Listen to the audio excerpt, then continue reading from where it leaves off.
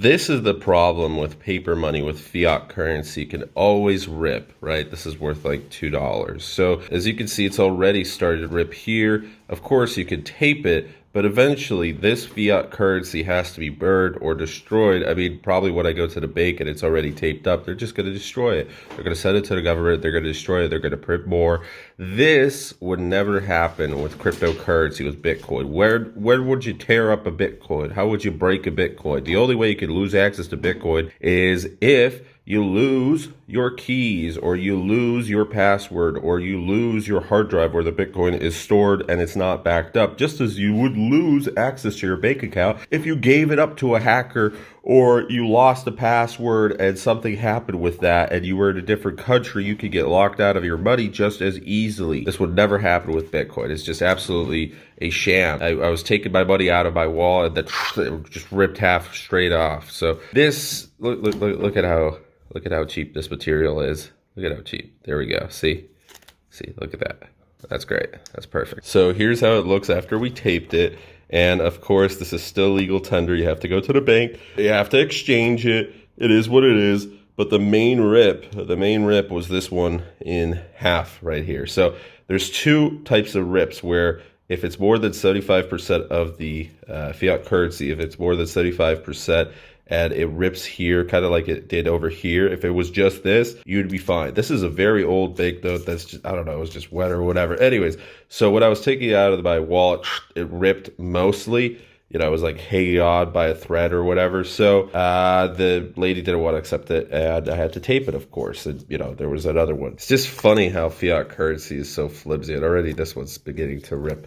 You know, you just have it packed away in your wallet like this, and you try and unfold it, and it rips. So why am I making this video? Let me give you an example. Here's some birthday money I received, and also I was selling some stuff like my bicycle. So this is a fair amount, and I, let's say, put it in this envelope, and I hide it somewhere. I lost it. 20 years later, someone finds it in the ground, right? Maybe I buried it, forgot about it completely, and they find half of these banknotes are not good anymore. They're rotten. Maybe rats ate them. Maybe something happened.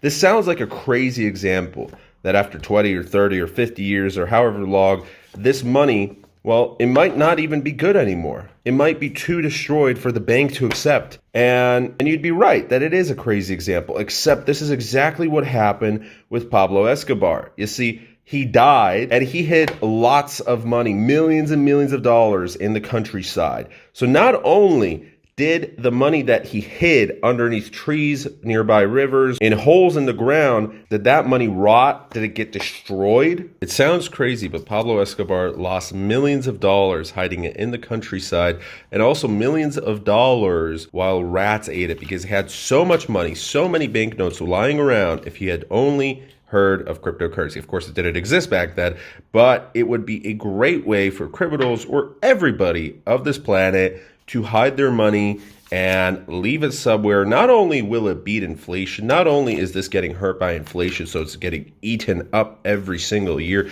just for putting it under your mattress, but also if you hide it, if you have too much of it, rats will start to eat it. You have to spend thousands of dollars on rubber bands just to hold it together. The logistics of this is really bad. When you start to look into how much governments spend to produce certain fiat currency, certain coins, some of these coins they're losing money on because they're heavy. It costs money to transport. It costs money to guard this. It costs money to produce, for all the materials, the manufacturing, the logistics, the storage of this. This is one banknote, right? This is getting a little bit heavier. But what about when you're a bank and you have millions and millions and millions of these banknotes? Then it gets really tricky, right? Technically, you could store millions of dollars or even billions of dollars on a single wallet. Would that be safe? Not so much, but you could store that maybe in 5 wallets or 10 separate wallets, and it would still be visible here, where if I filled up an entire room, this entire room full of banknotes all the way up to the ceiling,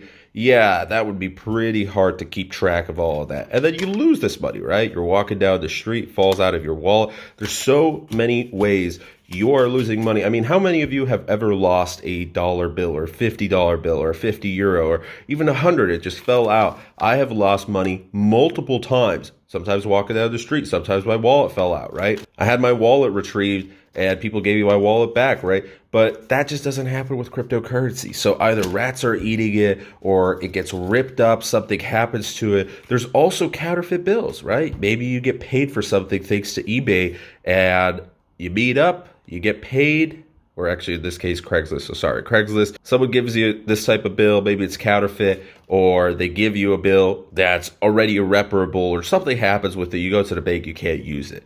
That just wouldn't happen with cryptocurrency. You get paid, it's verified, it's confirmed. There we go. You send the product, you fulfill the service, everything is done. So that's today's video. My name is Michael. Thanks for joining in. Take care of your fiat currency, but understand it's better to hold it in cryptocurrency and in stocks and in stuff that's making you money, not losing you money. And also, this is just prone to damage. This is a nice bill right here, but a few years from now, it's going to be all crumpled up. The rips are going to be starting to form. That won't happen even 100 years from now with Bitcoin. It's only going to go up in value. All right, bye. And last thing, before you comment, well, why is Bitcoin going up in value? Oh my God, it's a bubble. Well, it's inflation proof because you see, this is going down while Bitcoin, it's limited. You can't produce more Bitcoin. You can't just, let me just print off some more money printer go burr. You can do that with this. So it's prone to hyperinflation in the future. But with Bitcoin, there's only 21 million. And if you lose Bitcoin, then the value of all the other Bitcoins around this planet go up. So if some billionaire loses access to his 1 million Bitcoins, that suddenly means there's not 21 million in circulation, there's only 20. And already people have died, already people have lost their hard drive. So I'd say right now we're close to only 20 million ever being in circulation, and that is only going to go down from there. Meaning the rarity will go up, meaning it's inflation proof, the value should go up. Just like with gold. Gold is a precious metal, or diamonds, or something that is rare. I know that diamonds aren't that rare, but still. Anyways, so if you're new, coming over from Kubera, leave a like, comment, subscribe, and share. Thanks for watching this video on fiat currency, and see you guys tomorrow. Let's chat crypto.